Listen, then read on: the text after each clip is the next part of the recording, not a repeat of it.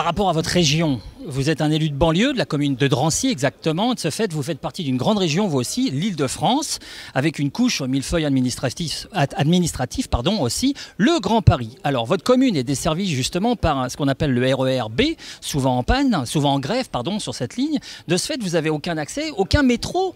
Et vous n'avez pas de métro tous les 300 mètres comme à Paris. Alors que pensez-vous de la décision de la maire de Paris d'interdire les vieilles voitures dans la capitale?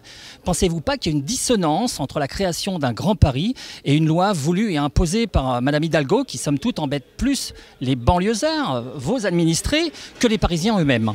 Ce n'est pas une dissonance, c'est de la discrimination sociale. Discrimination sociale. Il y a à Paris beaucoup d'habitants, mais ils ont la chance d'avoir tous les 300 mètres une bouche de métro, donc pouvoir librement circuler. Il y a en banlieue, à Drancy comme ailleurs, des gens qui n'ont pas les moyens de changer de voiture, même si leur voiture est ancienne, qui n'ont parfois pas de boulot, mais qui ont besoin du boulot pour aller à la mission intérim qu'on leur donne, pour aller au travail, pour rechercher du travail. Et à ces gens-là, on leur a dit que vous n'avez plus le droit de rentrer dans Paris, c'est fini. Si vous ne changez pas de voiture. Il n'y a d'ailleurs aucune aide pour les aider à changer. Alors justement, c'est ça. Pardon, ils n'ont pas l'argent, donc ils n'ont plus à rentrer dans Paris. C'est la même chose pour les artisans. Les artisans, on va les aider un peu, mais il y a simplement par exemple des maçons, j'en ai croisé un hier, qui ont des camions qui n'existent pas en électrique. Donc ça veut dire qu'il ne peut plus bosser avec son camion, qu'il ne peut plus aller faire un chantier à Paris. C'est du grand n'importe quoi. Et quel est le sens du Grand Paris ? Quel est le sens du Grand Paris si c'est pour que la maire de Paris, seule, décide en réalité pour des gens qui n'ont jamais voté pour elle, c'est-à-dire les banlieusards?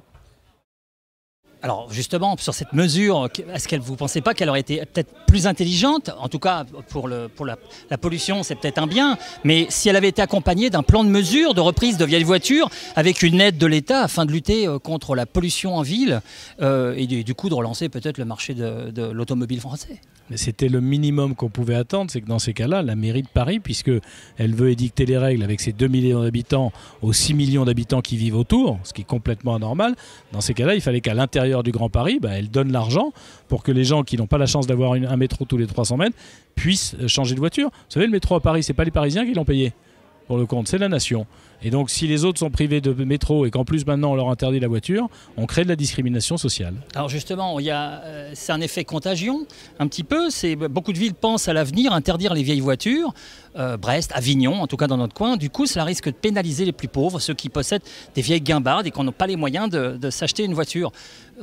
C'est effectivement une discrimination. Alors. Moi, je dis une chose simple aux élus qui veulent interdire les vieilles voitures. Vous êtes en train de pénaliser la partie la plus pauvre, la plus fragile, la plus précaire de la population. Si vous voulez qu'ils n'aient plus ces voitures-là, payez-leur une neuve. Alors à ce moment-là, vous serez légitime à le faire. Sinon, vous ne pouvez pas être élu et dire il y a une partie de la population que je ne veux pas voir parce qu'elle n'a pas l'argent nécessaire pour pouvoir avoir une voiture neuve, moderne et moins polluante.